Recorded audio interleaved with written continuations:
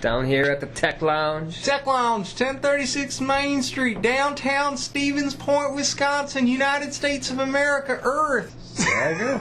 I don't even know what the... Yeah. It's downtown. Yep, for the time being. And you could be downtown too. I don't know. We'll see.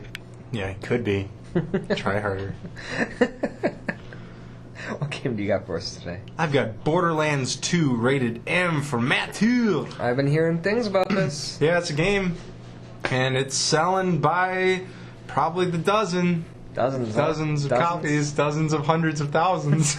Like hotcakes. Yeah, man, they're flying off the shelves. You can find copies of this anywhere. At your local hardware store, you'll find copies of Borderlands 2. Developed by Gearbox Software and published by 2K Games, this is a first-person shooter RPG, or as they like to call it, an RPS, a role-playing shooter. That's what they're doing now, huh? Yeah. They just like abbreviations, these people. And the game plays like a sci-fi western in a post-apocalyptic world. So expect Mad Max Beyond Thunderdome. We've been using that reference quite a bit. Have we? I think every game is post-apocalyptic and it looks like a Mad Max thing, so... But, yeah. I was really expecting Tina Turner to show up in this one. I think we've mentioned that. This is serious deja vu. Man. Those gams. Yeah, I don't know. We'll have to think of a different reference besides that. I don't think Postman? The Postman. Yeah, But there's no mail-carrying references to this game. It's like Reverse Waterworld, really. Yeah, it was the same freaking thing. I think he wasn't very... One was on land, one was on water. They had to go somewhere.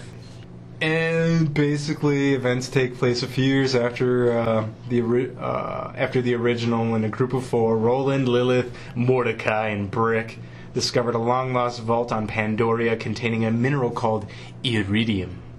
Oh. Iridium. Yeah. It's always something. Yeah. It's always something. They gotta leave well enough alone. And now some evil corporate lackey by the name of Handsome Jack has taken hold of the iridium and rules Pandora with an iron fist.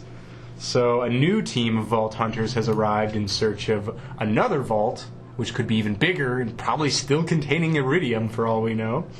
And again, each member has their own unique skills.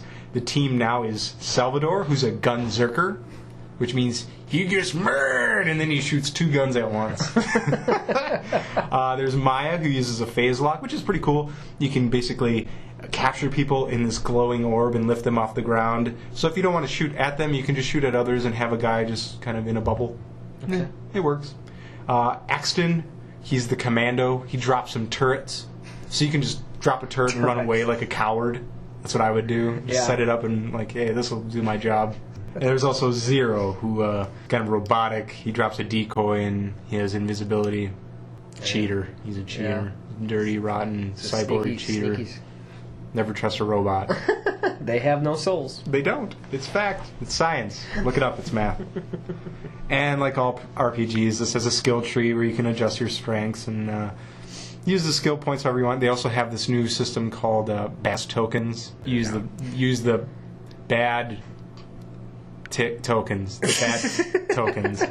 and then you can upgrade by certain percentages, certain skills, and reloading, power of weapons, but the big focus for Borderlands, and always has been, is on the guns. There are gazillions, gabble-zillions of guns, grabbles. They're everywhere. There's just loot boxes as far as the eye can see, and you just become obsessed with the color red, green, and which way the arrow points. Because you always want to have a better gun, right? Yeah. So it has to be a green arrow up and at least 100 plus on top of whatever else you've got. It's got to be better. And it's got to have explosive ammunition. Which is kind of crazy that they went through all the effort to model hundreds and hundreds and hundreds of guns, knowing that most people are just going to throw them away as soon as they find something else that's slightly better. And the game still has the cell shading, and it looks pretty. Some people hate the cell shading, but it's basically an outline on everything.